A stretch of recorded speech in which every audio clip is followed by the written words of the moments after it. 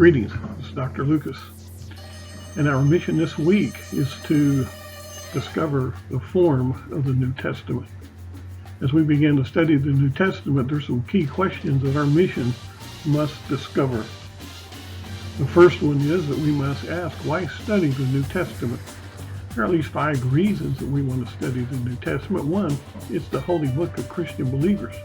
So if you're a Christian, you'll want to be sure and study the New Testament because it shows us how to live life and how to please God. It's also authoritative for our faith and practice. This is where we are able to establish our doctrines, our basic beliefs that we hold. We also need to discuss the process of canonization, and we'll do that on down in another lesson or two. Christians believe that the New Testament is inspired and inerrant. That means that it's God-breathed. And in the original manuscripts, there were no errors. And we'll talk a little bit about variants in the text as we continue. And the way of salvation for mankind is contained within its contents. And we'll especially look at books like Romans, Galatians, and Hebrews that lay out the foundational doctrines that says that the righteous or just man will live by his faith. Our mission requires us to ask, how is the New Testament? And our mission sees what looks like a 5-9-4-9 pattern. There's 27 books in the New Testament. And so you have 5 historical books, Matthew, Mark, Luke, John, and Acts. So you have the 4 Gospels and the book of Acts. You then have 9, these are Christian church epistles. And then there are 4 pastoral and personal epistles. And these are written by the Apostle Paul. And then the last 9 are called Hebrew Christian epistles, and they are written by various people. And so we want to get a picture of what this looks like.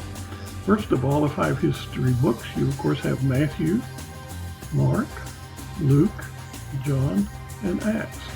And Matthew is written toward primarily a Jewish audience to convince them that Jesus is the Messiah.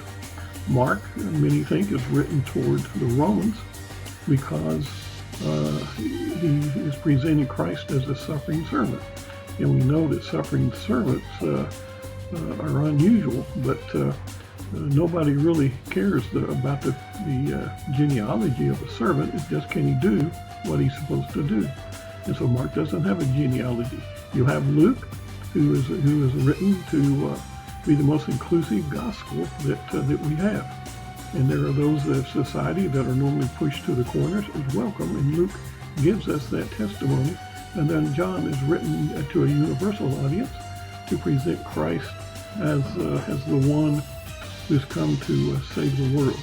Book of Acts is a continuation of Luke, and it presents the growth of the early church. Second section, those 9 Christian church letters: Romans, 1st, 2nd Corinthians, Galatians, Ephesians, Philippians, Colossians, 1st Thessalonians, 2nd Thessalonians. And Romans and Corinthians and Galatians, these are all heavy theology books and talking about various aspects of the Christian life.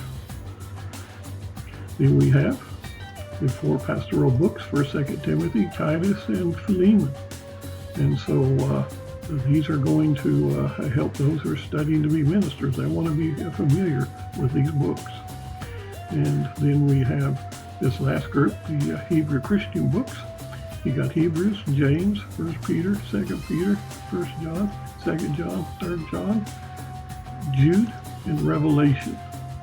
And so these are we call them Hebrews because of the tone and the nature of the way that they're written, and then of course they're Christian books.